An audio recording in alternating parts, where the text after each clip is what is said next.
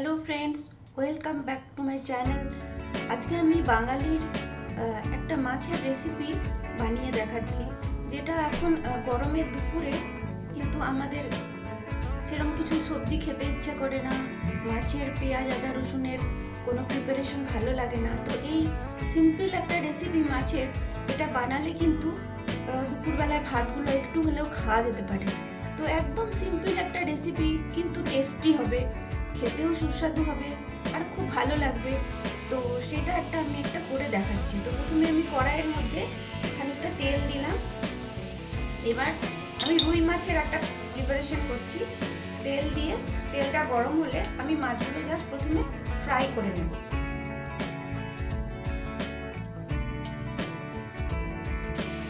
এবার তেলটা গরম হয়ে গেছে, এবার মাছগুলো আমি ভেজে নেব।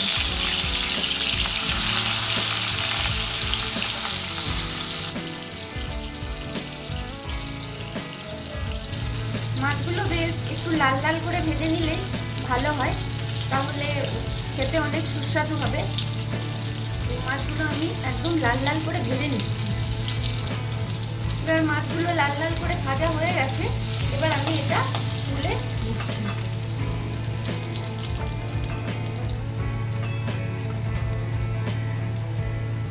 মাছ আমার ভাজা হয়ে গেছে, আর জাস্ট কড়াইতে এইটুকু তেল আছে, এই তেলটা দিয়ে আমি রান্না করব।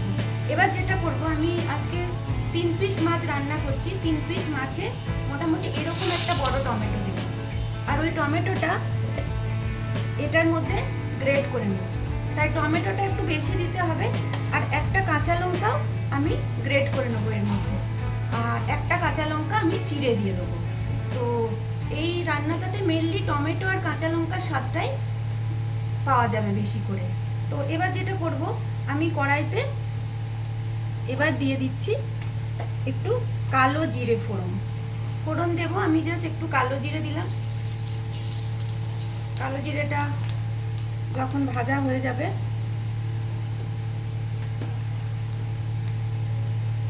একটু ভাজা হয়ে গেছে দেখা যাচ্ছে, এবার দিয়ে দেবো আমি এই গ্রেট করা টমেটো।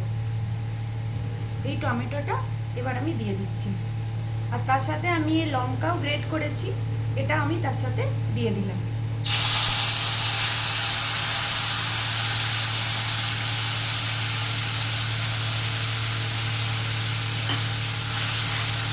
এবার এটা খুব ভালো করে ভেজে নিতে হবে। টমেটোর মধ্যে আমি একটু নুন দিয়ে দিচ্ছি।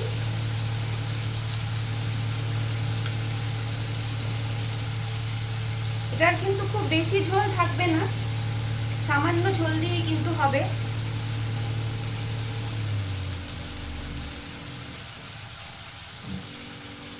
তাই নুনটাও আমি খুব বেশি পরিমাণে দিলাম না। আর একটু আমি দিয়ে দিচ্ছি হলুদ গুঁড়ো। এবার এটাকে ভালো করে, টমেটোটাকে ভালো করে ফ্রাই করে নিচ্ছি।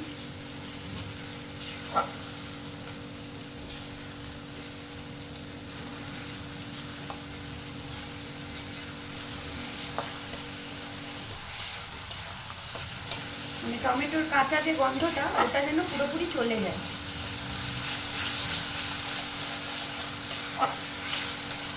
তো এটা ভাজতে বেশ 10 মিনিট টাইম তো লাগবেই। তো এটা এখন আমার ভাজা হয়ে যাক।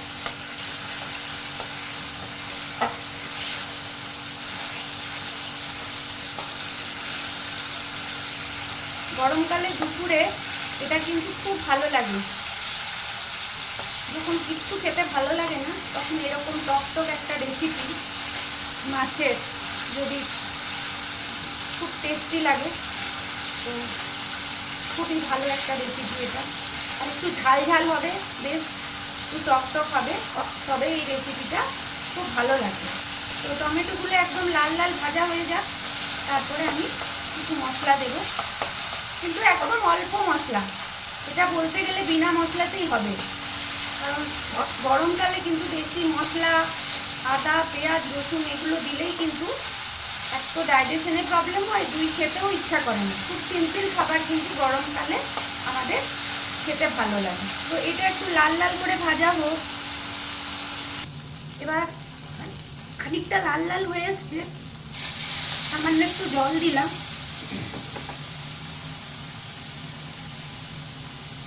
কারণ যাতে পুড়ে না যায়। আর খুব সামান্য একটু জিরে পাউডার দিলাম, খুবই সামান্য।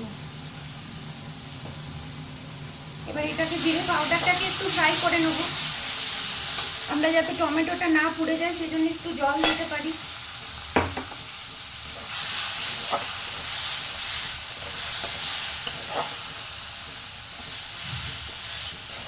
এইভাবে মশলাটাও একটু ভেজে নেব।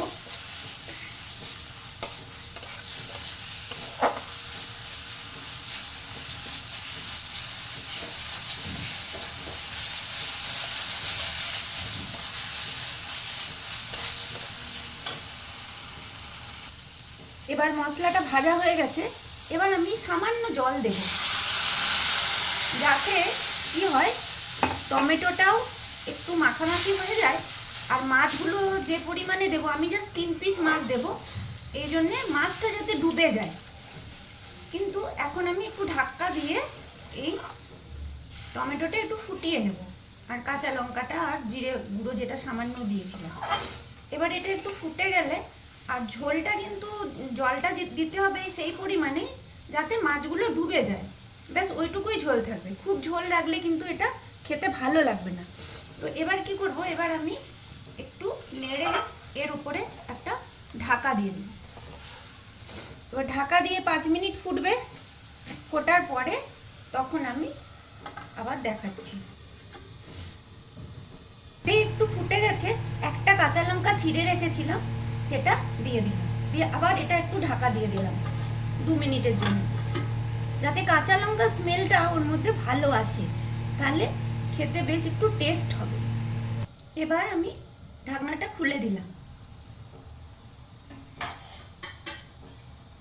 এবার দেখা যাচ্ছে মোটামুটি মশলাটা এর মধ্যে মাখামাখি হয়ে গেছে, টমেটোটাও মাখামাখি হয়ে গেছে। এবার আমি মাছগুলো ছেড়ে দেবো।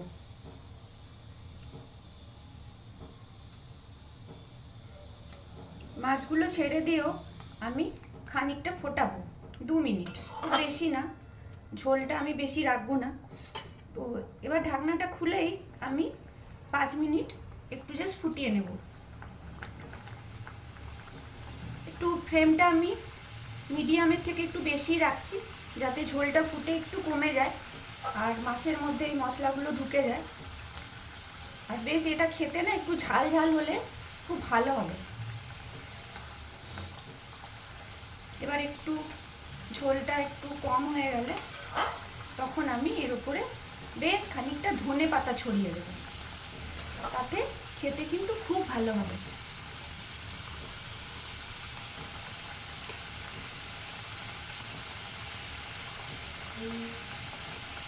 দু মিনিট একটু বেশি করে ফুটে যাক। এবার বেশ জোরেই ফুটে গেছে, এবার আমি গ্যাসটাকে অফ করে দিচ্ছি। গ্যাসটাকে অফ করে বেশ খানিকটা ধনে পাতা কুচি করে আমি দিয়ে দিচ্ছি এর উপরে।